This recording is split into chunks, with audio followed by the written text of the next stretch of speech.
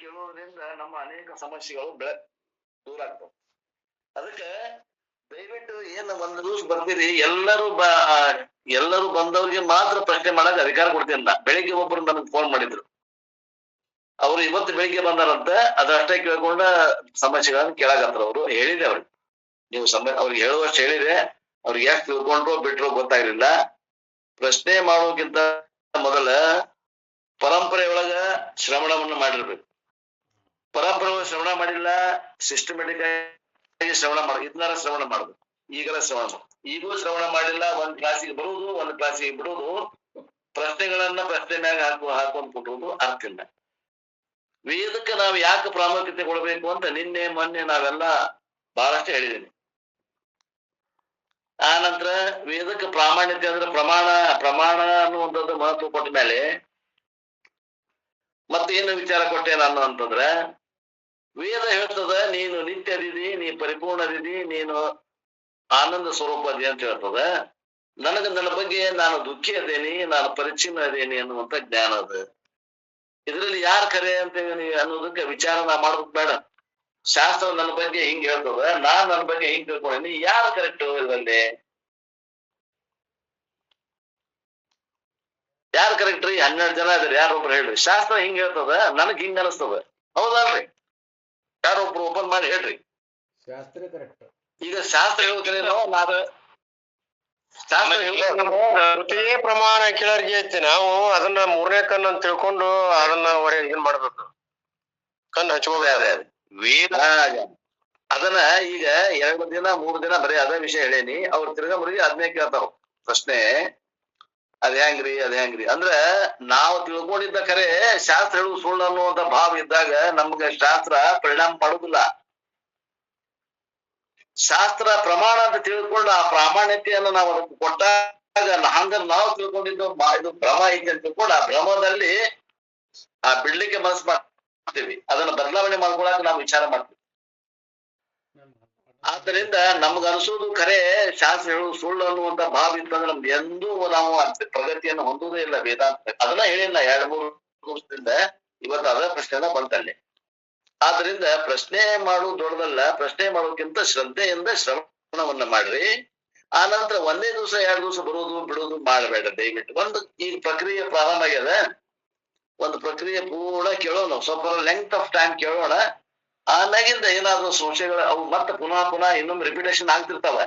ಅವಾಗ ಆ ಹಿಂದೆ ಏನ್ ಅಕಸ್ಮಾತ್ ಕೇಳಿರಲ್ಲ ಆ ಭಾಗದ ಪೋರ್ಷನ್ ಅನ್ನ ಕೇಳ್ಕೊಳ್ಳೋಣ. ಅಷ್ಟೊಂದಿಗೆ ಏನ ಸಂಶಯ ಇತ್ತು ಅಂತ ಪ್ರಶ್ನೆ ಕೇಳ. ಆದ್ರೆ ನಮ್ದು ಇದು ನಾವು ಏನ್ ತಿಳ್ಕೊಂಡಿದ್ದು ಭ್ರಮ ಅನ್ನೋದು ನಮ್ಗೆ ಗೊತ್ತಾಗ್ಬಿಟ್ಟಾರ ಇದು ಬದಲಾವಣೆ ಮಾಡಾಕ ಆಗೋದಿಲ್ಲ. ನಾವು ತಿಳಿದಿದ್ದ ಕರೆ, ನನಗ್ ಅನ್ಸಿದ್ದ ಕರೆ, ನಾ ಅದನ್ನ ಕರೆ ಹಿಡ್ಕೊಂಡು ನಾವು ಎಷ್ಟೋ ಶಾಸ್ತ್ರ ಓದಿದ್ರು ಕೂಡ ನಾವು 70 ವರ್ಷ ಅಲ್ಲ 100 ವರ್ಷ ಆವಿಷಯ ಶಾಸ್ತ್ರ ಕೇಳಿದ್ರು ಕೂಡ ಶಾಸ್ತ್ರದ ಪರಿಣಾಮ ನಮ್ಮ ಮ್ಯಾಗ ಆಗೋದಿಲ್ಲ. ಗಲ್ಲ ಮ್ಯಾಗ ನೀರು ಅಂತಃಕರಣದಲ್ಲಿ ಬದಲಾವಣೆ ಆಗ್ಬೇಕಲ್ಲ ಏನಾದ್ರು.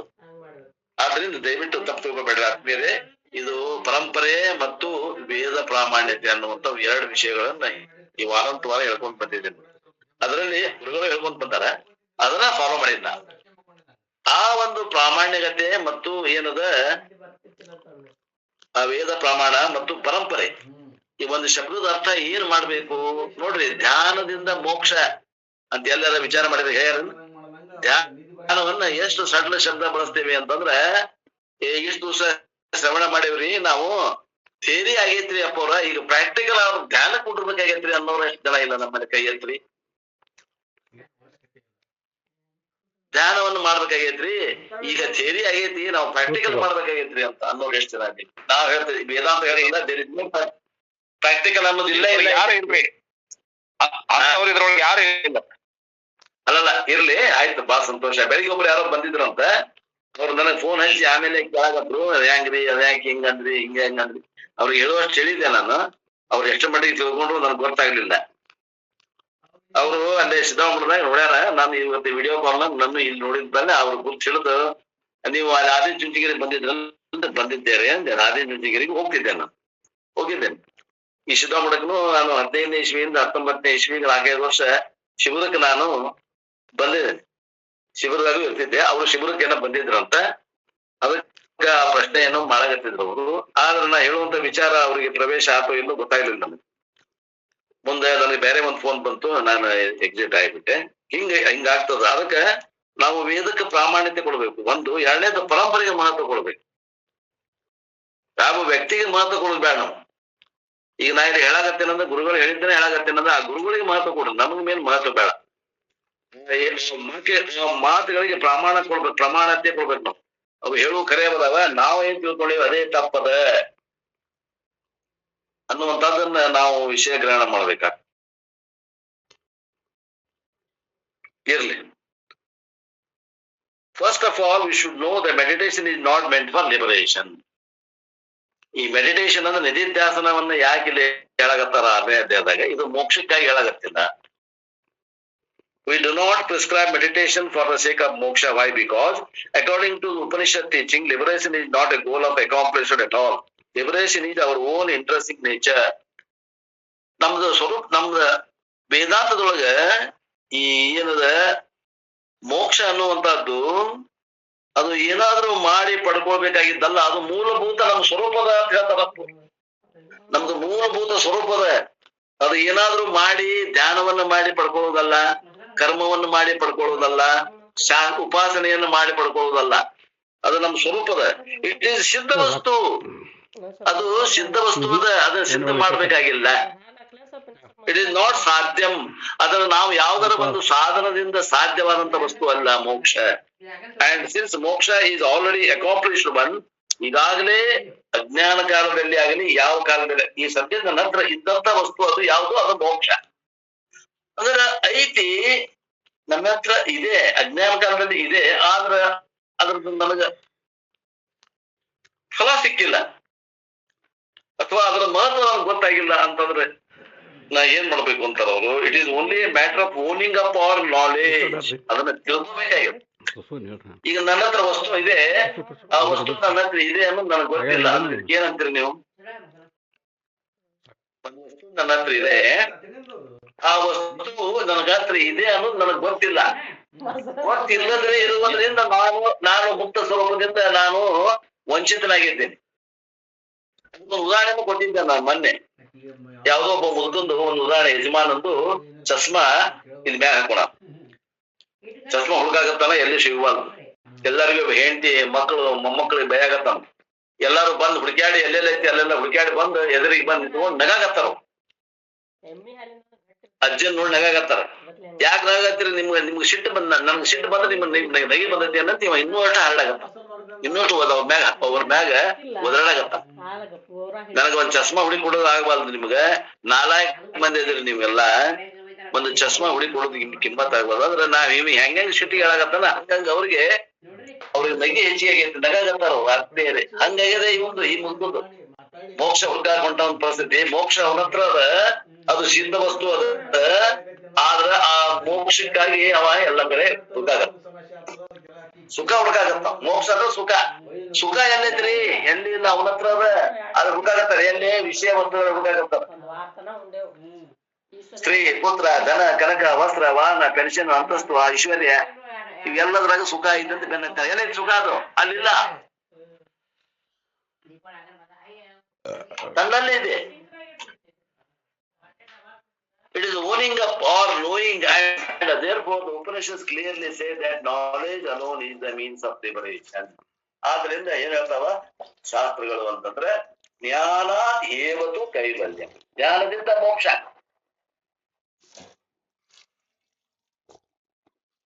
ಮತ್ತೆ ಇದೇನು ಭಾವನೆ?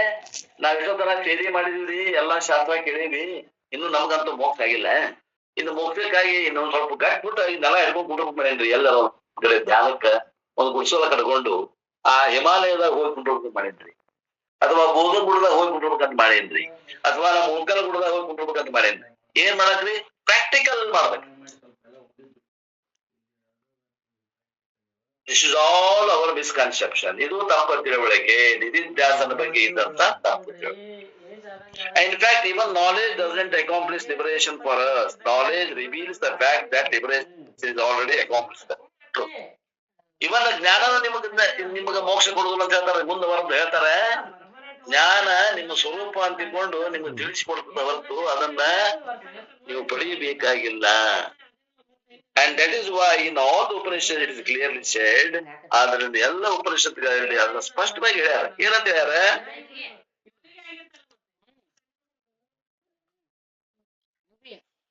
ಜ್ಞಾನಾದೇವತು ಕೈವಲ್ಯಂ. ಇಲ್ಲಿ ಒಂದ್ ಏನೋ ಬರ್ದಾರೆ, ಸಣ್ಣ ಅಕ್ಷರ ಬರ್ದಾರ. ಅಂದ್ರೆ ಕೈಯಾಗೆ ಎಲ್ಲ ಇರ್ತಾವ. ತಮೇವ ವಿದ್ವಾನಂ ಅಮೃತ ಇಹ ಭವತಿ. ತಮೇವಂ ವಿದ್ವಾನ್ ಅಮೃತಮಿಹ ಭವತಿ ಅಂತ ಅಂದಾರ. ಶಾಸ್ತ್ರ ಹೇಳಿದ್ದೆ ಜ್ಞಾನಾತೇವತು ಕೈವಲ್ಯಂ. ಮುಂದಿನ ವಾಕ್ಯ ಅದು ನೀವು ಹೇಳಿದ್ದು. ಜ್ಞಾನಾತೇವತು ಕೈವಲ್ಯಂ, ಜ್ಞಾನದಿಂದ ಮಾತ್ರ ಕೈವಲ್ಯ ಪ್ರಾಪ್ತಿ. Liberation is through knowledge. ಜ್ಞಾನದಿಂದ ಯಾವ ಜ್ಞಾನದಿಂದ? ಆತ್ಮನ ಜ್ಞಾನದಿಂದ. No where it is said liberation is through meditation. ಎಲ್ಲಿಯೂ ಹೇಳಿಲ್ಲ. ಧ್ಯಾನಾದೇವತು ಕೈವಲ್ಯಂ ಎಲ್ಲಿಯೂ ಹೇಳಿಲ್ಲ. Therefore, the first point is to be noted is meditation is not prescribed as a means of liberation. ಈ ಧ್ಯಾನ ಅನ್ನುವಂಥದ್ದು ಮೋಕ್ಷದ ಸಾಧನೆ ಅಲ್ಲ. ಆಗ್ಬೋದಲ್ರಪ್ಪ ಇದು? ಸಹಕಾರಿ ಆಗ್ಬೋದಲ್ಲ? ಸಹಕಾರಿ ಜ್ಞಾನ ಸ್ವಲ್ಪ ಕೇಳ್ರಿ. ಸಹಕಾರಿ ಅನ್ನೋಕ್ಕಿಂತ ಜ್ಞಾನ ಅಂದ್ರೆ ಏನು ಸ್ವಲ್ಪ ವಿಚಾರ ಮಾಡಿ ನೆನ್ಪಿಟ್ಕೊಡ್ರಿ. ಜ್ಞಾನ ಅಂದ್ರೆ ಶ್ರವಣ ಮನನ ನಿಧಿಧ್ಯಾಸನ. ಅದ ಮೂರರ ಮುಪ್ಪರಿಗೆಗೆ ನಾವು ಜ್ಞಾನ ಅಂತೀವಿ. ಹೌದು. ಅಂದ್ರೆ ಅಲ್ಲಿ ಸಹಕಾರಿ ಅನ್ನ ಬರ್ಲಿಲ್ಲ. ಏನ್ ನಾವು ಸಹಕಾರಿ ಅನ್ನ ಹೊಂಟಿರಲ್ಲ, ಅದು ಅಲ್ಲಿ ಅದು ಹಾರಿ ಹೋಗ್ತದೆ. ಅಂದ್ರೆ ಜ್ಞಾನ ಅಂದ್ರಲ್ಲ ಮೋಕ್ಷ. ನಮ್ಮಲ್ಲಿ ಇದೆ, ಆ ಚಸ್ಮಾ ಇದೆ, ಅದು ಐತಂತ ಗುರುತಿಸೋದು ಅಷ್ಟೇ ಕೆಲಸ.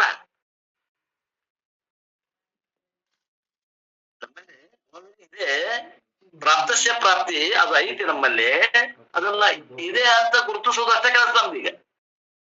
ಆ ಚಸ್ಮಾ ಇಲ್ಲಿದ್ದು ಹುಡುಕಾಗತ್ತೀವಲ್ಲ, ಅದನ್ನ ತೊಗೊಂಬಂದು ಇಲ್ಲಿ ಹಾಕೊಂಡು ಅದ ಇದೆ ಅಂತ ಗುರುತಿಸೋ ಅಷ್ಟೇ ಕೆಲಸ. ವಿಕ್ಷೇಪ ದೋಷವನ್ನು ಬರೆದುಕೊಡ್ಲಿಕ್ಕ ದೋಷವನ್ನು ಇಲ್ಲಿ ಪರಂಪರಾ ಸಾಧನ ಯಾವ್ದು ಹೇಳ್ತೀರಿ? ಇಲ್ಲ, ಆವರಣ ದೋಷಕ್ಕ ನಿಮ್ಗ ಜ್ಞಾನ ಒಂದ ಸಾಧನೆ. ಇಲ್ಲಿ ನಿಮಗೆ ವಿಕ್ಷೇಪ ದೋಷಗಳಾಕ ನೀವು ಆಗಲೇ ಅಲ್ಲಿ ಇದು ಮಾಡಿದ್ರಲ್ಲ, ಏನು ಉಪಾಸನೆ, ನಿಷ್ಕಾಮ ಉಪಾಸನೆ ಮಾಡಿದ್ರಿ. ನಿಷ್ಕಾಮ ಕರ್ಮ ಮಾಡಿದ್ರಿಂದ ಇದು ಹೋತು, ಏನು ಮನದೋಷ ಹೋತು. ನಿಷ್ಕಾಮ ಉಪಾಸನೆ ಮಾಡೋದ್ರಿಂದ ನಿಮ್ಮಲ್ಲಿದ್ದಂತ ವಿಕ್ಷೇಪ ದೋಷ ಹೋತು, ಚಂಚಲತೆ ಹೋತು, ಮನೋಕ್ಷೇಪ ಎರಡು ಹೋದಾಗ ಆವರಣ ದೋಷ ಕಟ್ಟ ಬಂದಿರಿ ನೀವು. ಆವರಣ ದೋಷ ಅಂತಂದ್ರೆ ನಮ್ಗೆ ಈಗ ಆವರಣ ಆಗೈತೆ, ಕಾಣದಂಗ ಆಗೈತೆ, ಅದು ಕಾಣಬೇಕಾಗಿತ್ತು. ಅದೈತೆ ನಮ್ಮಲ್ಲೇ ಇದೆ. ಸರಿ. Then the next clarification we should have is that the meditation is not prescribed for knowledge also. ಮತ್ ಹಂಗ ಮುಂದ್ ಹೋದಂಗ ಜ್ಞಾನ ಸಲುವಾಗಿನೂ ಮೆಡಿಟೇಷನ್ ಏನಿಲ್ಲ. ಮತ್ ಏನ್ ಯಾರ meditation is not prescribed for knowledge also, because meditation is not considered as a means of knowledge. Meditation is not considered as a means of knowledge. In the scriptures we discuss different means of knowledge, and in that discussion we have enumerated 6 means of knowledge. ನಾವು ಜ್ಞಾನಕ್ಕೆ ಸಾಧನೆಗಳು 6 ಅಂತ ಹೇಳಿದೀವಿ. ಅವು 6ಗಳು ಯಾವುವು ಅಂತಂದ್ರೆ ಪ್ರಮಾಣಾನಿ, ಷಟ್ ಪ್ರಮಾಣಾನಿ. ನೋಡ್ರಿ, ಮೊನ್ನೆ ಉಪನಿಷದ ಬಂದೈತಿ, ಈಗ ಇದ್ರ ಬರ್ತದೆ. ಇಂಥ ಹೊತ್ತಾಗ ಸ್ವಲ್ಪ ಸರಿಯಾಗಿ ಲಕ್ಷ ಕೊಟ್ಟು ಕೇಳ್ರಿ. 1, 2, 3 ಸಲ ಕೇಳಿದ್ಮ್ಯಾಗ ಅವು ಗಟ್ಟಿಯಾಗಿ ಉಳ್ಕೋದು. ಇಲ್ಲಾಂದ್ರೆ ಸಂಶಯಗಳು ಬರ್ತಾವ ಮನುಷ್ಯನಿಗೆ. ಆ ಸಂಶಯಗಳು ಬರಬಾರದು ಅಂತಂದ್ರೆ ನಾವು ಪರಂಪರಾಗತವಾದಂತ ವಿದ್ಯೆಯನ್ನು ಸಂಪಾದನೆ ಮಾಡ್ಬೇಕು, ವೇದಕ್ಕೆ ಪ್ರಾಮಾಣ್ಯತೆ ಕೊಡ್ಬೇಕು. ಇವು ಎರಡು ನಮ್ಮಲ್ಲಿ ಇದ್ವು ಅಂದ್ರೆ ಇವತ್ತಿನ ನಾವು ಗ್ಯಾರಂಟಿ ದಂಡಿ ಹೋಗ್ತೀವಿ. ನಾವು ವೇದಕ್ಕೆ ಪ್ರಾಮಾಣ್ಯತೆ ಕೊಡುದಿಲ್ಲ, ನಾ ಪ್ರತ್ಯಕ್ಷ ಪ್ರಮಾಣಕ್ಕೆ ಮಹತ್ವ ಕೊಡ್ತೇನೆ ಅನ್ನೋ ಹಠ ಹಿಡ್ಕೊಂಡು ಕುಂತೀವಿ ಅಂದ್ರೆ ಈ ಜ್ಞಾನದಿಂದ ವಂಚಿತರಾಗ್ತೀವಿ. ಒಂದು, ಆಮೇಲೆ ಗುರು ಮತ್ತು ಶಾಸ್ತ್ರಕ್ಕೆ ಪ್ರಾಮಾಣ್ಯತೆ ಕೊಡ್ಲಿಲ್ಲ ಅಂತಂದ್ರೆ ನಾವು ಮುಂದೆ ನಮ್ದು ಅಭ್ಯಾಸ ಮುಂದೆ ಹೋಗುದಿಲ್ಲ. ಎಷ್ಟು ವರ್ಷ, 15 ವರ್ಷ, 20 ವರ್ಷ, 30 ವರ್ಷ ಅಭ್ಯಾಸ ಮಾಡ್ಲಿ, ಮತ್ ಮಾಯೆ ಅಂದ್ರೆ ಏನ್ ಕೇಳಿ ಗೊತ್ತಿಲ್ರಿ ಅನ್ನೋದೇ. ಇನ್ ಸ್ಕ್ರಿಪ್ಚರ್ಸ್ ವಿ ಡಿಸ್ಕಸ್, ಅದು ಹೇಳ್ತಾರ ಪ್ರಮಾಣ, ಷಟ್ ಪ್ರಮಾಣಾನಿ, 6 ಪ್ರಮಾಣಗಳನ್ನ ಹೇಳ್ತೇವಿ. I do not want to discuss the 6 means of knowledge here. That we will do, or we are doing in the Upanishad classes. Here it is enough. It is enough if you know that much that the tradition accepts 6 means of knowledge: pratyaksha pramana, anumana pramana, upamana pramana, arthapatti pramana, anupalabdhi pramana, shastra pramana or shabda pramana. And among the 6 means of knowledge, meditation is not enumerated as any one means, and therefore meditation is not a ಪ್ರಮಾಣ. ಅಲ್ರಿ 6 ಪ್ರಮಾಣಗಳನ್ನ ಶಾಸ್ತ್ರದಾಗ ಒಪ್ಪ್ಯಾರ. ಪ್ರತ್ಯಕ್ಷ, ಅನುಮಾನ, ಉಪಮಾನ, ಅರ್ಥಾಪತ್ತಿ, ಶಬ್ದ ಮತ್ತು ಅಭಾವ ಪ್ರಮಾಣವನ್ನು 6 ಪ್ರಮಾಣ ಒಪ್ಪ್ಯಾರ. ಅನುಪಲಬ್ಧಿ. ಈ 6 ಪ್ರಮಾಣದಾಗ ಎಲ್ಲಿಯೂ ಮೆಡಿಟೇಷನ್ ಅನ್ನೋ ಪ್ರಮಾಣ ಬರ್ಲಿಲ್ಲಲ್ಲ. ಹೌದು, ಆದ್ದರಿಂದ ಪ್ರಮಾಣ ಅಂತ ನಾವು ಒಪ್ಪುದಿಲ್ಲ. ಅದಕ್ಕ ಮೆಡಿಟೇಷನ್ಗೆ ನಾವು ಪ್ರಮಾಣ. Meditation is not enumerated as one of the means, or therefore meditation is not a ಪ್ರಮಾಣ. ಆದ್ದರಿಂದ ಮೆಡಿಟೇಷನ್ ಅಂದ್ರೆ ಈ ನಿಧಿಧ್ಯಾಸನ ಅನ್ನೋದಾಗ್ಲಿ, ಧ್ಯಾನ ಅನ್ನೋದಾಗ್ಲಿ ಇದು ಪ್ರಮಾಣ ಅಲ್ಲ. And therefore we should note that meditation is not prescribed for knowledge also. ಆದ್ದರಿಂದ ಜ್ಞಾನಕ್ಕೆ ನಾವು ಮೆಡಿಟೇಷನ್ ಹೇಳುವುದಿಲ್ಲ. ಇದರ ಮಟೀರಿಯಲ್ ಆರ್ ಸ್ಪಿರಿಚುವಲ್. ಆ ಜ್ಞಾನ ವಿಷಯದ್ದಾಗ್ಲಿ ಅಥವಾ ವಿಷಯದ್ದಾಗ್ಲಿ, ಅದು ಆಬ್ಜೆಕ್ಟಿವ್ ಸೈನ್ಸ್ ಆಗಲಿ ಅಥವಾ subjective science. So what is the first point I said?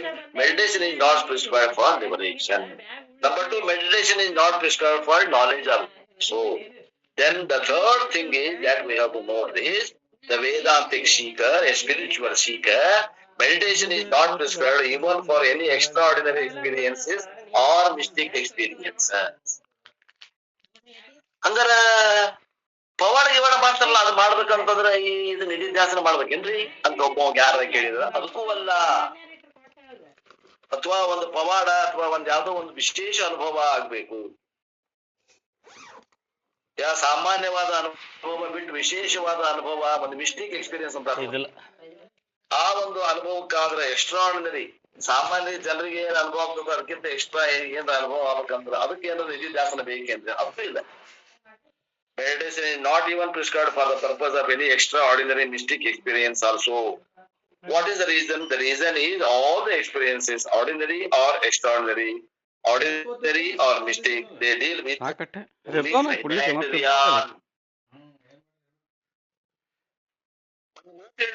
ಅಂತ ಮಾತು ಹೇಳಿದ್ರು. ಅದನ್ನ ತಿಳ್ಕೋಬೇಕು ನಾವೀಗ. ಯಾವುದೇ ಅನುಭವ ನೋಡ್ರಿ, ಅದು ಸಾಮಾನ್ಯ ಇರ್ಲಿ, ಅದು ಪವಾಡದ ಅನುಭವ ಇರ್ಲಿ, ವಿಶೇಷವಾದ ಅನುಭವ ಇರ್ಲಿ, ಅವು ಎಲ್ಲವೂ ಕೂಡ ಏನದಾವು ಅಂತಂದ್ರೆ ಪರಿಚಿನ್ನ ವಸ್ತುವಿನ ಅನುಭವನ ಅದಾವು. ಪರಿಪೂರ್ಣ ವಸ್ತುವಿನ ಅನುಭವ ಒಂದು ಇಲ್ಲ, ಪರಿಚಿನ್ನ ವಸ್ತುವಿನ ಅನುಭವ ಅದ. In the realm of a finite thing ಪರಿಚಿನ್ನ ವಸ್ತುವಿನ ಅನುಭವನ ಅದಾವು. ಯಾವ ನಿಮ್ಮ ಪವಾಡ ಪರಿಪೂರ್ಣ ವಸ್ತುವಿನ ಅನುಭವ ಪವಾಡ ಐತ್ರಿ? ಯಾವ್ದ ಪವಾಡ ಐತಿ ಅಂದ್ರೂ ಕೂಡ ಅದು ಪರಿಚಿನ್ನ ವಸ್ತುವಿಂದ ಐತೋ ಏನು ಪರಿಪೂರ್ಣ ವಸ್ತುವಿಂದ ಐತೋ ವಿಚಾರ ಮಾಡ್ರಿ. ಪರಿಚಿನ್ನ ವಸ್ತುವಿಂದ ಐತಿ ಅಂತಾವ. Any experience being bound by time and can deal with only finite and limited field bound by time. ಕಾಲ ಮತ್ತು ವಸ್ತು ಮತ್ತು ದೇಶ ಪರಿಚಿನ್ನತೆಯಿಂದ ಕೂಡಿದ್ದ ನಿಮ್ದು ವಿಶೇಷವಾದ ಅನುಭವ ಐತೆ ಹೊರತು ಕಾಲ ದೇಶ ವಸ್ತು ಪರಿಚಯದ ರಹಿತವಾದ ಅನುಭವ ಏನೈತೆ ಅನ್ನೋದು ಇಲ್ಲ. Because all the experiences, ordinary or extraordinary, are time bound. ಕಾಲಮಿತಿಯಲ್ಲಿ ಗತಿಸುವುದಂತ ವಿಷಯಗಳಾದವು. And therefore they deal with only the objective universe. ಆದ್ದರಿಂದ ಇವು ಕಾಲ ಪರಿಚಿನ್ನದಿಂದ ಕೂಡಿದಾವು ಅಂತಂದ್ರೆ ಇವು ವಿಷಯಕ್ಕೆ ಸಂಬಂಧಪಟ್ಟದ್ದು ಹೊರತು ವಿಷಯಕ್ಕೆ ಸಂಬಂಧಪಟ್ಟದ್ದು ಅಲ್ಲ. ಆಬ್ಜೆಕ್ಟಿವ್ ಯೂನಿವರ್ಸ್ ದೃಶ್ಯಕ್ಕೆ ಸಂಬಂಧಪಟ್ಟಿದ್ದು ಹೊರತು ದೃಶ್ಯ ಸಂಬಂಧಪಟ್ಟಂತ ಅಲ್ಲ. ದೃಶ್ಯಕ್ಕೆ ಸಂಬಂಧಪಟ್ಟದ್ದು, ದೃಕ್ಕಗಾಲ ಸಂಬಂಧಪಟ್ಟಿದ್ದು, ದೃಶ್ಯ ಪ್ರಪಂಚಕ್ಕೆ ಸಂಬಂಧಪಟ್ಟದ್ದು. ಇವೆಲ್ಲ ಏನ್ ಪವಾಡ ಗಿವಾಡ ಅಂತಿರಲ್ಲ, ಇವೆಲ್ಲ ದೃಶ್ಯ ಪ್ರಪಂಚಕ್ಕೆ ಸಂಬಂಧಪಟ್ಟದ್ದು. ಇವೆಲ್ಲ ಅಪರಾ ಪ್ರಕೃತಿಗೆ ಸಂಬಂಧಪಟ್ಟದ್ದು, ಪರಾ ಪ್ರಕೃತಿಗೆ ಸಂಬಂಧಪಟ್ಟದ್ದು ಅಲ್ಲ. ಬೇರೆ ತಿಳ್ಕೊಡ್ರಿ. They only deal with objective universe. Ordinary experience deal with ordinary objective universe. Extraordinary experience deal with extraordinary universe. ನಿಮಗ ಸಾಮಾನ್ಯವಾದ ಅನುಭವ ಇರ್ಲಿ ಅಥವಾ ಒಂದು ಪವಾಡ ಸದೃಶವಾದ ಅನುಭವ ಇರ್ಲಿ, ಇದು ಎರಡು ಎಲ್ಲಿ ಬಂದಾವು ಅಂತಂದ್ರ ಆಬ್ಜೆಕ್ಟಿವ್ ವರ್ಡ್ ಅಂದ್ರೆ ಈ ಪ್ರತ್ಯಕ್ಷವಾಗಿ ತೋರುವ ಜಗತ್ತಿಗೆ ಸಂಬಂಧಪಟ್ಟಂತದ್ದ ಹೊರತು ಈ ಅದನ್ನ ನೋಡುವಂತ ದೃಕ್ ವಿಷಯಕ್ಕೆ ಸಂಬಂಧಪಟ್ಟದ್ದಲ್ಲ, ಆತ್ಮನ ವಿಷಯದಲ್ಲಿ ಅಲ್ಲ. Please grasp the thing. Very sensible people can understand these things. ವಿಚಾರ ಮಾಡ್ರಿ ಆತ್ಮೀಯರೇ. ಪವಾಡ ಅನ್ನೋದನ್ನ ನಾವು ಎಷ್ಟೋ ಮಂದಿ ಬಾಯಿ ತಕೊಂಡ್ಬಿಡ್ರಿ. ಇನ್ನಾದ್ರೂ ಕೂಡ ವೇದಾಂತಕ್ಕೆ ಬಂದ್ಮ್ಯಾಗ ಹಂಗ ಅಷ್ಟೊಂದು ಮಹತ್ವ ಕೊಡೋದು ಅವಶ್ಯಕತೆ ಇಲ್ಲ ಪವಾಡಗಳಿಗೆ. Mystic experience will deal with mystic objective universe because all the experience belong to the objective world alone. The experience subject can never be an object of the objective world. ವಿಷಯೀಯ ಜ್ಞಾನ ವಿಷಯ ಜ್ಞಾನದಲ್ಲಿ ಏನ್ ಸಂಬಂಧ ಇಲ್ಲವೇ ಇಲ್ಲ. ಅದು ಆಬ್ಜೆಕ್ಟಿವ್ ವರ್ಲ್ಡ್ ನಾಗ subjective ಏನದ ದೃಕ್ಕದ ಜ್ಞಾನ ದೃಶ್ಯ ಪ್ರಪಂಚದಲ್ಲಿ ಇಲ್ಲವೇ ಇಲ್ಲ. ಅದು ಬೇಕಾದಂತದ್ದು ಸಾಮಾನ್ಯ ಜ್ಞಾನವೇ ಇರಲಿ ಅಥವಾ ಅದು ವಿಶೇಷವಾದಂತ ಪವಾಡ ಜ್ಞಾನವೇ ಇರಲಿ, ಅಲ್ಲಿ ವಿಷಯ ಜ್ಞಾನ ಇರುತ್ತೆ ಹೊರತು ವಿಷಯ ಬಗ್ಗೆ ಏನಾದ್ರು ಇದೆ ಏನಂದ್ರೆ ಗೋಂಚು ಇಲ್ಲ, ಏನು ಇಲ್ಲ ಅಂತ. ದ ಎಕ್ಸ್ಪೀರಿಯನ್ಸರ್ ವಿಜ್ಞಾತಾರ ಮರೇಕೇನ ವಿಜಯನಯ್ಯ, ಎಲ್ಲವನ್ನು ಅರಿಯುವವರು ಯಾರು? The experiencer subject can never become the object. ಯಾವ್ದು ದೃಕ್ಕದನು ಕೇವಲ ದೃಕ್ಕದನು, ಮೊನ್ನೆ ಬಂದು ಹೇಳಿದ್ದೆ ನಾನು, ಒಂದು ದೃಕ್ಕದ, ಒಂದು ದೃಶ್ಯದ, ಒಂದು ಕೇವಲ ದೃಕ್ಕದ. ಆ ಕೇವಲ ದೃಕ್ ಇದ್ದದ್ರ ಜ್ಞಾನಕ್ಕ ಈ ದೃಶ್ಯ ಪ್ರಪಂಚದಲ್ಲಿ ಯಾವುದೂ ಸಂಬಂಧ ಇಲ್ಲ, ಅದಕ್ಕೆ ಅಂಟಿಕೊಂಡೇ ಇಲ್ಲ. The object of either ordinary or extraordinary experience. ನಿಮ್ಮ ಅನುಭವ ಸಾಮಾನ್ಯ ಅನುಭವ ಇರ್ಲಿ, ಅದು ಪವಾಡ ಸದೃಶ ಅನುಭವ ಇರ್ಲಿ, ಇಲ್ಲಿ ಆ ಅನುಭವ ದೃಶ್ಯ ಪ್ರಪಂಚಕ್ಕೆ ಸಂಬಂಧಪಟ್ಟಿದ್ದ ಹೊರತು ದೃಕ್ಕಗೆ ಏನು ಸಂಬಂಧ ಇಲ್ಲ. ತಿಳಿದ್ರಿ ಆತ್ಮೀಯರೇ? ವಿಚಾರಿಸ್ರಿ. It's very delicate. If you do not understand, you can ask me questions. You are always welcome for asking any questions. Very careful. I have to report. Very careful. ವಿಚಾರಿಸ್ರಿ. We do not question the possibility of mystic experience. ಪವಾಡ ಸದೃಶವಾದ ಅನುಭವಗಳು ಆಗುವುದಿಲ್ಲ ಅನ್ನೋದನ್ನ ನಾವು ಹೇಳುವುದಿಲ್ಲ, ಆಗ್ತಾವೆ. ಆದ್ರೆ ಅವೆಲ್ಲ ದೃಶ್ಯ ಪ್ರಪಂಚಕ್ಕೆ ಸಂಬಂಧಪಟ್ಟಿದ್ದ.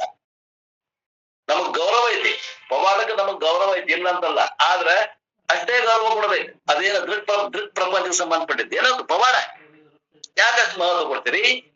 ಅಜ್ಞಾನ ಕಾಲದಲ್ಲಿ ಮಹತ್ವ ಕೊಟ್ಟು, ಅಜ್ಞಾನ ಕಾಲದಲ್ಲೇ ಮಹತ್ವ ಕೊಟ್ಟಿವಿ, ಕೊಡ್ರಿ. ಇಷ್ಟು ಬಂದು ಜ್ಞಾನಕ್ಕೆ ಬಂದು ಸಾಧನೆ ಮಾಡಿ 15, 20, 30 ವರ್ಷ ಸಾಧನೆ ಮಾಡಿದ ಮ್ಯಾಗ ಇನ್ನೂ ಪವಾಡಕ್ಕನ್ನ ನಾವು ಮಹತ್ವ ಕೊಡ್ತೀವಿ. ಇಟ್ಸ್ ನಾಟ್ ಗುಡ್, ಚೆನ್ನಾಗಿರಲ್ಲ. We do not question the possibility of mystic experience. ಅಲ್ಲಿ ಪವಾಡ ಸದೃಶ ಅನುಭವ ಆಗುದಿಲ್ಲ ಅನ್ನುವಂತ ನಾವು ಪ್ರಶ್ನೆ ಮಾಡುದಿಲ್ಲ. ಅದಾವ ಆಗ್ಯಾವ, ಎಷ್ಟೋ ಸಲ ಪವಾಡ ಆಗ್ಯಾವ.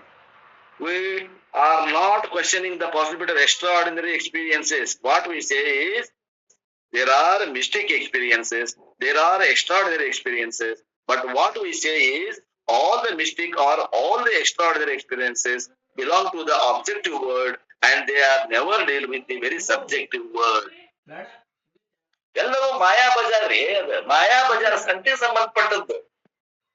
ಇವ ಅನುಭವ ಮಾಡುವಂತಹ ಏನು ದೃಕ್ ಅದಾನ, ದೃಕ್ಗೆ ಏನೇನೂ ಸಂಬಂಧ ಇಲ್ಲ. ಒಂದ ಪಾಯಿಂಟ್ಗೆ ತೆಗೆದು ಹೋಗಿರ್ಬಿಟ್ರು, ಒಬ್ಬರಿಗೆ ಮಹತ್ವ ಕೊಡ್ಬೇಡ್ರಿ. ಮಾಡ್ತಾರ ಜ್ಞಾನಿಗಳು. ಯಾವಾಗ ಜನ ಶಾಸ್ತ್ರ ಕಡೆ ಮನಸ್ಸು ಇರಂಗಿಲ್ಲ ಅಲ್ಲ, ಆ ಶಾಸ್ತ್ರ ಕಡೆ ಮನಸ್ಸು ಹೊಳಸಾಕ ಕೆಲವೊಂದು ಪವಾಡಗಳನ್ನು ಮಾಡ್ತಾರೆ. ಆ ಪವಾಡ ಮಾಡುವಂತ ಶಕ್ತಿ ಎಲ್ಲರಿಗೂ ಇರಂಗಿಲ್ಲ. ಯಾರು ಸಕಾಮದಿಂದ ಕರ್ಮಗಳನ್ನ ಮಾಡಿರ್ತಾರ ಹಿಂದಿನ ಜನ್ಮದಲ್ಲಿ ಜನ್ಮಾಂತರದಲ್ಲಿ, ಆ ಸಕಾಮದ ಕರ್ಮದ ಫಲವನ್ನ ಉಪಯೋಗ ಮಾಡ್ಕೊಂಡು ಈ ಜನ್ಮದಾಗ ಅವ್ರು ಪವಾಡ ಮಾಡುವಂತ ಶಕ್ತಿ ಇರ್ತದ. ಪವಾಡ ಮಾಡಿದ್ರ ಜ್ಞಾನಿ, ಪವಾಡ ಮಾಡ್ಲಿಕ್ಕಂದ್ರ ಜ್ಞಾನಿ ಅಲ್ಲ ಅನ್ನುವಂಥದ್ದು ತಲೆಯಾಗ ಹಾಕೋಬೇಡಿ. ಪವಾಡ ಮಾಡಿದಂತ ಜ್ಞಾನಿಗಳು ಅದಾರ, ಪವಾಡ ಮಾಡುವಂತ ಜ್ಞಾನಿಗಳು ಅದ. ವ್ಯಕ್ತಿಯಿಂದ ವ್ಯಕ್ತಿಗೆ ಫರಕ್ ಆಗ್ತದೆ. ಶಂಕರಾಚಾರ್ಯರು ಪವಾಡ ಮಾಡ್ತಿದ್ರು, ಸಿದ್ಧಾರೂಢ ಸ್ವಾಮಿಗಳು ಪವಾಡ ಮಾಡಿದ್ದಾರೆ. ಹಂಗಂತ ತಿಳ್ಕೊಂಡು ನಮ್ ಗುರುಗಳು ಏನದ ಪರಮಾತ್ಮದಲ್ಲಿ ಒಂದು ಪವಾಡ ಮಾಡಿಲ್ಲ. ನಾ ಹಂಗಂತ ತಿಳ್ಕೊಂಡು ನಿಮ್ ಜೀವನದಾಗ ವಿಚಾರ ಮಾಡಿದ್ರೆ ಎಷ್ಟೋ ಪವಾಡ ಆಗ್ಯಾವ. ವಿಚಾರ ಮಾಡ್ರಿ ನೀವೇ, ಎಷ್ಟೋ ಜನ್ಮ ನಿಮ್ ಜೀವನದಾಗ ವಿಚಾರ ಮಾಡಿ, ಇವತ್ತು ವಿಚಾರ ಮಾಡ್ರಿ. ಕೆಲಸ ನಮ್ಮಿಂದ ಆಗ್ಲಿಕ್ಕೆ ಸಾಧ್ಯನೇ ಇಲ್ಲ ಅಂತ ಕೆಲಸಗಳು ಆಗ್ಯಾವ. ಮತ್ತೆ ಎಷ್ಟೋ ಸಣ್ಣ ಕೆಲಸಗಳು ನನ್ನಿಂದ ಎಡಗಡೆ ಆವಾಗಿತ್ತು, ಅವ ಆಗಿಲ್ಲ, ಇನ್ನು ಪೆಂಡಿಂಗ್ ಅದ. ವಿಚಾರ ಮಾಡಿ. ಪವಾಡಗಳು ಜರುಗ್ತಾವ್ರಿ, ಸಾಮಾನ್ಯವಾಗಿ ಜರುಗಿ ಬಿಡ್ತಾವೆ. ಈಶ್ವರನ ಒಂದು ಇಚ್ಛೆಯಿಂದ ಆಗ್ತಾವ. ಕರ್ತೃತ್ವ ಜ್ಞಾನಿನೂ ಅಲ್ಲ, ಅವ್ರ ಪವಾಡ ಪುರುಷನೂ ಅಲ್ಲ. ನಾವು ಅವ್ರನ್ನ ಹಾಕ್ತೀವಿ ಅಷ್ಟೇ. ಅಥವಾ ಮಾಡ್ತಾರಂತ ಇಟ್ಕೊಳ್ರಿ. ಜನರ ದೃಷ್ಟಿ ಧರ್ಮದ ಕಡೆಗೆ ಜಗ್ಗಾಕ ಅವ್ರು ಮಾಡ್ತಾರ. ಇರ್ಲಿ, ಆ ಕಡೆ ಹೋಗುದ್ ಬೇಡ, ಆ ವಿಷಯ ನಮ್ಗೆ ಬೇಡ, ಅವನ್ನ ಕಟ್ ಮಾಡ್ಬೇಕು. ಪವಾಡ ಮಾಡ್ಬೇಕಂತ ಹೋಗುವಂತ ಜನ ಬಹಳ ಮಂದಿ ಅದ. ಏನಾದ್ರೂ ಹೋಗಿ ಸಾಧನೆ ಮಾಡ್ಬೇಕು, ಸ್ಮಶಾನ ಗಟ್ಟಿ ಒಳಗೆ ಕುತ್ಕೊಂಡು ನನಗೆ ಪವಾಡ ಮಾಡುವಂತ ಶಕ್ತಿ ಬರಬೇಕು, ನನಗೆ ಜನರು ಮಾನ್ಯತೆ ಕೊಡ್ಬೇಕು, ನನಗೆ ಗೌರವ ಕೊಡ್ಬೇಕು ಅನ್ನುವಂತ ಒಣ ಹವ್ಯಾಸಕ್ಕೆ ಬೀಳ್ಬೇಡ್ರಿ. ಅದು ಏನ್ ಸಾಧನೆ ಅಲ್ಲ. ಆತ್ಮಜ್ಞಾನವನ್ನ ತಿಳಿದು ಅತ್ಯಂತ ದುಃಖದ ನಿವೃತ್ತಿ ಪರಮಾನಂದ ಪ್ರಾಪ್ತಿ ಮಾಡಕ್ ಹೊಂಟೇವಿ. ನಮ್ ದಿಶೆ ಆ ದಿಶೆ ಒಳಗೆ ಪ್ರಯತ್ನ. ನೀವು ಪವಾಡ ಮಾಡಕ್ ಹೊಂಟ್ರಿ ಅಂತಂದ್ರೆ ಅದು ಒಂದು ಸೆಕ್ಷನ್ ಬೇರೆ ಐತಿ. ಅವು ನಿಮ್ಮನ್ನ ಎಲ್ಲಿ ಒಯ್ತಾವು? ಮೋಕ್ಷಕ್ಕಂತೂ ಹೆಂಗಿಲ್ಲ. ಮೋಕ್ಷಕ್ಕಂತೂ ಈ ಸಂಸಾರದಿಂದ ಇನ್ನೊಂದು ಸಂಸಾರ ಒಯ್ತಾವ ಅಷ್ಟೇ. ಆ ಒಂದು ಲಿಮಿಟೇಷನ್ ಐತೆ ಅವರಲ್ಲಿ, ಆ ಒಂದು ಪರಿಮಿತಿ ಐತಿ ಅಂತ ತಿಳ್ಕೊಂಡು ಅವನ್ ಬಿಟ್ಬಿಡ್ರಿ. ಪವಾಡ ಮಾಡ್ಬೇಕು ಅನ್ನೋರು ಯಾರ ತಲೆಯಾಗಿತ್ತು ಅಂದ್ರೆ ಸಾಧ್ಯ ಅದ, ಆದ್ರೆ ಅದು ಒಂದು ಸಂಸಾರ ಅನ್ನೋ ಒಂದು ತಿಳ್ಕೊಡ್ರಿ ಇಷ್ಟೇ. ಅದು ಒಂದು ಸಂಸಾರ. ಈ ಸಂಸಾರ ಬಿಟ್ಟಿರಿ, ಆ ಸಂಸಾರಕ್ಕೆ ಬೆನ್ ಹತ್ತಿ. ಹೆಂಗಾಗೈತಿ ಅಂದ್ರೆ ಇವ ತಂಬಾಕು ತಿಂತಿದ್ದ. ತಂಬಾಕು ತಿನ್ಬಾರ್ದು ಅಂದ್ರೆ ಡಾಕ್ಟರ್ ಹೇಳಿದ್ರು. ಈಗ ಸಿಗರೇಟ್ ಸೇದಾಗತ್ತ ಹಿಂಗ ಆಗ್ತಿದ್ರು. ತಂಬಾಕು ತಿನ್ನೋದ್ ಬಿಟ್ಟು ಸಿಗರೇಟ್ ಸೇದಾಗತ್ತ ಅಂದಂಗ. ತಂಬಾಕು ಒಂದ ಸಿಗರೇಟ್ ಒಂದ, ಅದು ಹಾನಿ ಮಾಡೋದ ಅದು. ಹಂಗ ಇದು ಪ್ರಪಂಚ ಮಾಡೋದನ್ನು ಹಾನಿ ಮಾಡ್ತದ. ನಮಗ ಸತ್ಯತ್ವ ಬುದ್ಧಿ ಇಟ್ಕೊಂಡು ಹೋದ್ವಿ ಅಂದ್ರ ದುಃಖದಿಂದ ದುಃಖಕ್ಕೊಳಗ್ ಹಾಕ್ತದ. ಹಂಗ ಪವಾಡ ಮಾಡ್ಬೇಕು, ನಾನು ಜನರ ಹೆಸರು ಗಳಿಸ್ಬೇಕು ಅಂತ ಹೋದ ಒಂದು ಅದ ಅವನದಿಂದ ಆಗ್ತದ. ಅವು ಎರಡೂ ಬೇಡ ನಮಗ ಅಂತ ತಿಳ್ಕೊಂಡು ಯಾರ ಈ ಕಡೆ ಬರ್ತಾರ, ಮೂರನೇ ದಾರಿಗೆ ಬರ್ತಾರ, ಅವ್ರಿಗೆ ಮೋಕ್ಷ ಸಾಧ್ಯ. ಇಷ್ಟೊಂದು ಜನರಲ್ ಇನ್ಫಾರ್ಮೇಶನ್ ಇಟ್ಕೊಂಡು ಹೋಗೋಣ. ಏನಂತಾರ ಅವರು? What we say is all the mystic and extraordinary experiences belong to the objective world. It can never deal with the very subject himself. And since all the experiences deal with the objective field, they are all objective knowledge only. They cannot come under self knowledge. ಅವೆಲ್ಲವೂ ಏನ್ ಬಂದು ಅಂದ್ರೆ ನಮ್ಮ ಲೌಕಿಕ ವಿದ್ಯೆಗಳಂಗ ಅವು objective knowledge ಆದವು. ಅವು ವಿಷಯ ಜ್ಞಾನ, ಅದು ವಿಷಯ ಜ್ಞಾನ ಆಗಲಿಲ್ಲ, ಸಬ್ಜೆಕ್ಟಿವ್ ನಾಲೆಜ್ ಆಗ್ಲಿಲ್ಲ. They cannot come under self knowledge. ಅವು ಆತ್ಮಜ್ಞಾನದಲ್ಲಿ ಬರ್ಲಿಲ್ಲ. They cannot come under spiritual knowledge. They will come under real knowledge, objective knowledge only. ಅದು ಕೂಡ ವಿಷಯ ಜ್ಞಾನವೇ. ಎಂತ ಪವಾಡ ಮಾಡುವಂತ ಶಕ್ತಿ ಐತಂದ್ರು ಅದು ಕೂಡ ಮಾಯಾ ಬಜಾರದಾಗಿಂದ ಜ್ಞಾನ. And since they deal with only objective knowledge, they are incapable of giving liberation. ಪವಾಡ ಮಾಡಕ್ ಬರ್ತೈತೆ ಅಂದ್ರೆ ಮೋಕ್ಷ ಕೊಡಕ್ ಬರ್ತೈತೆ ನಮ್ಗಿಲ್ಲ ಅವರು. ಅದು ಕೂಡ ಅಬ್ಜೆಕ್ಟಿವ್ ನಾಲೆಜ್ ಇರುವುದರಿಂದ ಅದು ಮೋಕ್ಷವನ್ನು ಕೊಡಲಾರದು. ಮುಕ್ತಯೇ ನತು ಮುಕ್ತಯೇ. ನಿನಗೆ ಉಣ್ಣಾಕ ಏನಪ್ಪ ಮೊದಲ ಒಂದು 2 ರೊಟ್ಟಿ ತಿಂತಿದ್ರೆ ಈಗ ಅನ್ನ ಉಣ್ಣಾಕ ಆಗ್ಬಹುದು. ಅನ್ನನು ತಿಂದ ರೊಟ್ಟಿ ತಿಂತಿದ್ರೆ ಈಗ ತುಪ್ಪ ಉಣ್ಬೇಕು ಅಷ್ಟೇ. ಈ ಪವಾಡ ಮಾಡಕತ್ತಿ ಅಂದ್ರೆ ಮುಕ್ತಯೇ ನತು ಮುಕ್ತಯೇ. ಮುಕ್ತಿಗಾಗಿ ಸಿಗ್ತಾ ಬರ್ತದೆ ನಿನಗ ವಿಷಯ ವಸ್ತುಗಳು, ಮುಕ್ತಿ ಮಾತ್ರ ಆಗುದಿಲ್ಲ. And therefore a seeker of liberation should not be after extraordinary. So seeker of liberation should not be and cannot be after extraordinary experiences. He cannot run after mysteries and mystic experiences. ನಾನು ಅತ್ಯಂತ ದುಃಖದ ನಿವೃತ್ತಿ ಪರಮಾನಂದ ರೂಪ ಪ್ರಾಪ್ತಿ ಮೋಕ್ಷವನ್ನು ಗಳಿಸ್ಬೇಕು ಅಂದ್ರೆ ಪವಾಡ ಮಾಡ್ಬೇಕು, ನಾನು ಇವತ್ತಿನ ನಾಳೆ ಕಲಿಬೇಕು ಅನ್ನುವಂಥದ್ದು ಹವ್ಯಾಸವನ್ನ ಬಿಟ್ಬಿಡ್ರಿ. Because as long as he is after such experiences, he will continue to be in the objective world. ಯಾಕಂದ್ರೆ ಅವೆಲ್ಲವೂ ಪವಾಡ ಮಾಡುವಂತದ್ದಾಗಲಿ, ವಿಶೇಷ ಅನುಭವ ತರುವಂತ ಶಕ್ತಿ ಆಗಲಿ, ಇವೆಲ್ಲವೂ ಎಲ್ಲದಾವ ಅಂದ್ರೆ ಆಬ್ಜೆಕ್ಟಿವ್ ವರ್ಲ್ಡ್, ಮಾಯಾ ಬಜಾರ್, ದೃಶ್ಯ ಪ್ರಪಂಚದಲ್ಲಿ ಇದೆ. ದೃಕ್ಕದಲ್ಲಿ ಯಾವೂ ಇಲ್ಲ. ಆತ್ಮಜ್ಞಾನ ಅಂದ್ರೆ ದೃಕ್ಕನ ಜ್ಞಾನ. He will continue to be within the finite world. He will continue to be within anatma. He will continue to be a samsari. ಯಾವನು ಅನಾತ್ಮ ಪ್ರಪಂಚದಲ್ಲಿ ವ್ಯವಹಾರ ಮಾಡ್ತಾನೋ ಅವಂಗೇನಂತೀವಿ? ಸಂಸಾರಿ ಅಂತೀವಿ. ಜ್ಞಾನಿ ಅನ್ನೋದಿಲ್ಲ. ಮತ್ತೆ ಜ್ಞಾನಿ ಅಂತ ಯಾರಿಗೆ ಅಂತೀವಿ ಅಂದ್ರೆ ಯಾವನ ವ್ಯವಹಾರ ಎಲ್ಲಿರ್ತದ ಒಂದು ಅಂತಂದ್ರೆ ದೃಕ್ ಪ್ರಪಂಚದಲ್ಲಿ ಇರ್ತದೆ. ದೃಕ್ ಪ್ರಪಂಚದ ಬಗ್ಗೆ ವಿಚಾರ ಮಾಡೋಂಗ ಅನ್ಬೇಕು ಜ್ಞಾನಿ. ದೃಶ್ಯ ಪ್ರಪಂಚಕ್ಕೆ ವಿಚಾರ ಮಾಡ್ಬೇಕಂತ ಅನ್ಬೇಕು ಅವನು ಸಂಸಾರಿ. And therefore the third point to be noted is, for a spiritual seeker, meditation is not prescribed for mystic experiences. ಆದ್ದರಿಂದ ಇಲ್ಲಿ 3ನೇ ಪಾಯಿಂಟ್ ನೀವು ವಿಚಾರ ಮಾಡ್ಬೇಕಾಗಿದ್ದು ಏನಂದ್ರೆ, ಆಧ್ಯಾತ್ಮಿಕ ಸಾಧಕರಿಗೆ ಈ ಧ್ಯಾನ ಅನ್ನುವಂಥದ್ದು ವಿಶೇಷವಾದ ಅನುಭವ ಪಡಿಲಿಕ್ಕೆ ಹೇಳ್ಯಾರ ಅಂತ ತಿಳ್ಕೊತಾರ ಕೆಲವು ಮಂದಿ. ಹಂಗಲ್ಲ. And if at all such experiences come, Gaudapadacharya tells in his Mandukya Upanishad, even if such extraordinary experiences come, reject them as objects and therefore anatma, nothing to do with the self at all. ಅಕಸ್ಮಾತ್ ನೀವು ಸಾಧನೆ ಮಾಡುವ ಹೊತ್ನಾಗ ಕೆಲವೊಂದು ಪವಾಡಗಳು ನನ್ನ ಕರ್ಕೋ, ನಾನು ಹಿಡ್ಕೋ ಅಂತ ನಿಮ್ ಬೆಲೆ ಬರ್ತಾವು, ಜ್ಞಾನಿಗಳೇ ಬರ್ತಾವು, ತಾವೇ ಬರ್ತಾವು ಪವಾಡಗಳು ನಿಮ್ಮನ್ನ ಹಿಡ್ಕೋ ಅಂತ ಬರ್ತಾವು. ಅವಾಗ ಅವುಗಳ ಲಕ್ಷ್ಯ ಕೊಡ್ಬೇಡ್ರಿ ಹಿಂದೆ ನಿಮಗೆ ಎಚ್ಚರಿಕೆ ಕೊಡ್ತಾರೆ. ಇಲ್ಲಿ ಗೌಡಪಾದಾಚಾರ್ಯರು ಮಾಂಡುಕ್ಯ ಕಾರಿಕೆ ಒಳಗ ಈ ಒಂದು ಎಚ್ಚರಿಕೆಯನ್ನು ಕೊಡ್ತಾರೆ. ಅವು ತಗೋ ಅಂತ ನೀವು ಅವ್ರು ಹಿಡ್ಕೊಳಕ್ ಹೋದ್ರಿ ಅಂತಂದ್ರೆ ಮತ್ತೆ ಮಾಯಾ ಪ್ರಪಂಚದಾಗ ಬೀಳುವಂತಹ ಸಾಧ್ಯತೆ ಇರ್ತದೆ.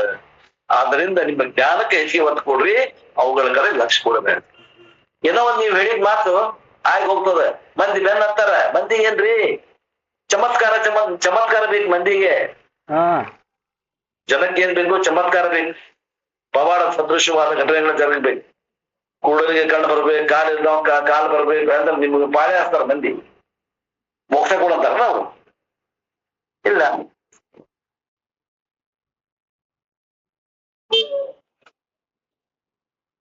ನ ಆಸ್ಪದೆ ರಸಂತರಹ ಎಂದೇನೋ ಹೇಳ್ಯಾರ. ನ ಅವಸಾದೆಯೇ ರಸಂ ತತ್ರ ನಿಸಂಗ ಪ್ರಾಜ್ಞೆಯ ಭವೇತ್. Gaudapadacharya, Shankaracharya, the grand guru. You know what is the grand guru? Like a grandfather, guru's guru is called grand guru. ಗುರುವಿನ ಗುರು ಗೌಡಪಾದಾಚಾರ್ಯರು, ಶಂಕರಾಚಾರ್ಯರು ಗುರುಗಳು. You may get, and if it comes also, ask the question, is this an object or is this a subject? ನಿಮ್ಗೆ ಸಂಶಯ ಬಂತಂದ್ರೆ ಅಲ್ಲೇ ವಿಚಾರ ಮಾಡ್ರಿ, ಇದು ಏನು ವಿಷಯ ಐತೋ, ಏನು ವಿಷಯದ ಬಗ್ಗೆ ಐತೋ. ಸಿಂಪಲ್. ನಿಮ್ಗೆ ಬಹಳ ಏನೋ ಗಾಬರಿಯಾಗಿ ಅದನ್ನು ಪಡ್ಕೋಬೇಕು ಅನಿಸ್ಬಹುದು. ಯಾವುದು ಪವಾಡ ಮಾಡುವ ವಿದ್ಯೆ ಗಳಿಸ್ಬೇಕಲ್ಲ ಅಂತ ಅನಿಸ್ಬಹುದು. ಇದು ವಿಷಯದಾಗ ಬರ್ತೈತೋ ಏನು ವಿಷಯೊಳಗೆ ಬರ್ತೈತೋ? ಸಿಂಪಲ್ ಒಂದ್ ಸಣ್ಣ ಪ್ರಶ್ನೆ ಕೇಳಲ್ಲ ಅಲ್ಲೇ. ಇದು ವಿಷಯದಾಗ ಬರ್ತೈತೋ ಮಿಥ್ಯಾ, ವಿಷಯ ಬರ್ತೈತೋ ಆತ್ಮ. ವಿಷಯದ ಬಂತು ಹಿಡ್ಕೋ, ವಿಷಯ ಬಂತು ಮಿಥ್ಯಾ ಬಿಟ್ಬಿಡು. ಮಿಥ್ಯಾ ವಿಷಯ ತಗೊಂಡು ಏನ್ ಮಾಡೋದಿದೆ? And the very fact that the experience arrived and you had the experience and the experience departed indicate that it belongs to what? The objective field. The experiencer doesn't arrive, doesn't depart also. ಮಿಥ್ಯಾ ಪ್ರಪಂಚದಾಗಿನ ವಿಷಯಗಳು ಬರ್ತಾವ ಹೋಗ್ತಾವ. ಆದ್ರೆ ಆ ವಿಷಯಕ್ಕೆ ವಿಷಯ ಅದಾವ, ಎಂದೂ ಬರುದಿಲ್ಲ ಹೋಗುದಿಲ್ಲ. ಅವ ಅಲ್ಲೇ ನಿತ್ಯ ಅದಾನ. ವಿಷಯಿ ಯಾವಾಗಲೂ ನಿತ್ಯ ಅದಾನ. ಅವ ಬರುದು ಹೋಗು ಸ್ವಭಾವ ಇಲ್ಲ, ಬಂದು ಹೋಗು ಸ್ವಭಾವ. ಆಗ ಮಹಾಪಾಯರು ವಿಷಯಗಳದಾವ. ಹಂಗ ಪವಾಡಗಳು ಕೂಡ ವಿಷಯಗಳದಾವ. ವಿಷಯ ಅದಾವ, ವಿಷಯಿ ಅಲ್ಲ. ಅದರಿಂದ ಅನಾತ್ಮ ಅದಾವ, ಅವು ಸಂಸಾರಕ್ಕೆ ಕಾರಣ ಅದಾವ. ನೀವು ಎಷ್ಟ ಚಲೋ ಇದ್ರು ಕೂಡ ಸಂಸಾರಕ್ಕೆ ಕಾರಣದಿಂದ ಅವುಗಳಿಗೆ ಒಂದು ದೊಡ್ಡ ನಮಸ್ಕಾರ. And therefore the self is not an object of mystic experience. ಆತ್ಮ ಅನ್ನುವಂಥದ್ದು ಪವಾಡ ಸದೃಶ ಅನುಭವಕ್ಕೆ ಗೋಚರವಲ್ಲ. Self is subject behind all the ordinary and mystic experiences. ಸಾಮಾನ್ಯ ವಿಶೇಷ ಅನುಭವಗಳ ಹಿಂದೆ ಇರುವಂತಹದ್ದು ದೃಕ್ ಏನೈತಲ್ಲ ಆತ್ಮ ಇದೆ. Therefore a seeker should be interested in what? More in self, not in experiences. ಆತ್ಮದಲ್ಲಿ ಆಸಕ್ತಿ ಇರಬೇಕು ಹೊರತು ಆತ್ಮಜ್ಞಾನಿಗೆ ಅವಾಗ ಅನುಭವಗಳ ಹಿಂದೆ ಬೆನ್ನತ್ತಬಾರದು. ಅನುಭವಗಳು ಎಲ್ಲವೂ ಕೂಡ ಮಿಥ್ಯ. And therefore the third point to be noted is meditation is not prescribed for mystic experiences. ಆದ್ದರಿಂದ ಪವಾಡ ಸದೃಶ ಅನುಭವಗಳನ್ನು ಹೊಂದಬೇಕು ಅನ್ನುವಂಥ ದೃಷ್ಟಿಯಿಂದ ಧ್ಯಾನ ಮಾಡಬೇಕನ್ನುವರಿಗೆ ನಮಸ್ಕಾರಗಳು. ತಪ್ಪು ತಿಳುವಳಿಕೆ. So remember 3 points. Meditation is not meant for liberation. Meditation is not meant for knowledge. Meditation is not meant for mystic experiences. ಇದನ್ನ ಮೋಕ್ಷಕ್ಕಾಗಿ ಹೇಳಿಲ್ಲ, ಇದನ್ನ ಜ್ಞಾನಕ್ಕಾಗಿ ಹೇಳಿಲ್ಲ. ಇದು ವಿಶೇಷ ಅನುಭವಕ್ಕಾಗಿ, ಒಂದು ಏನೋ ಪವಾಡ ಸದೃಶ ವಿಶೇಷ ಅನುಭವಕ್ಕಾಗಿ ಕೂಡ ಹೇಳಿದ್ದ. So once we had fixed this foundation, ಈ ಒಂದು ಫೌಂಡೇಶನ್ ನಾವು ಗಟ್ಟಿಯಾಗಿ ಮಾಡ್ಕೊಂಡ್ವಿ ಅಂದ್ರೆ the next question is, if meditation is not meant for any one of these, I thought any of these is the purpose. Whatever I thought, of you have negated now, so meditation is not meant for any one of them, then what is the purpose of meditation? ಎದಕ್ಕ meditation ಇಲ್ಲ ಅನ್ನುವಂಥದ್ದು 3 point ಹೇಳಿದ್ರು. ಹಂಗಾರೆ ಎದಕ್ಕ meditation ಹೇಳಕತ್ತೀರಿ 6ನೇ ಅಧ್ಯಾಯದಾಗ ಅಂತ ಮಾತು, ಎದಕ್ಕೆ ಶಾಸ್ತ್ರ ನಮಗೆ ವಿದ್ಯಾಭ್ಯಾಸನ ಹೇಳಿಕೆ ಅನ್ನೋದನ್ನ ಈಗ ಹೇಳ್ತಾರೆ. What is the role of meditation? ವಿಷಯ ಮೆಡಿಟೇಷನ್ ಹ್ಯಾಸ್ ವಾಟ್ 2 ರೂಲ್ಸ್. ಇಲ್ಲಿ ನಮಗ 2 ಅವಶ್ಯಕತೆ ಬೇಕಾಗಿದೆ. ಧ್ಯಾನದಿಂದ 2 ನಮಗ ರೂಲ್ಸ್, 2 ಪಾತ್ರಗಳ ಅದಾವು. 2 ರೂಲ್ಸ್ ಪಾತ್ರಗಳು. Meditation has 2 rules. The first rule of meditation is preparation of the mind for spiritual knowledge. ಆಧ್ಯಾತ್ಮಿಕ ಜ್ಞಾನಕ್ಕ ಪ್ರಾರಂಭಿಕವಾಗಿ ನಮಗ ಮನಸ್ಸನ್ನ ತಯಾರು ಮಾಡುವತ್ನಾಗ ನಮಗ ಮೆಡಿಟೇಷನ್ ಬೇಕು, ಧ್ಯಾನ ಬೇಕು. ಜ್ಞಾನ ಪೂರ್ವ ಸಾಧನೆ ಅಷ್ಟೇ. ಜ್ಞಾನ ಪೂರ್ವದಾಗೂ ಧ್ಯಾನ ಬೇಕು, ಜ್ಞಾನ ನಂತರ ಧ್ಯಾನ ಬೇಕು. ನಮ್ಗೆ ಧ್ಯಾನ 2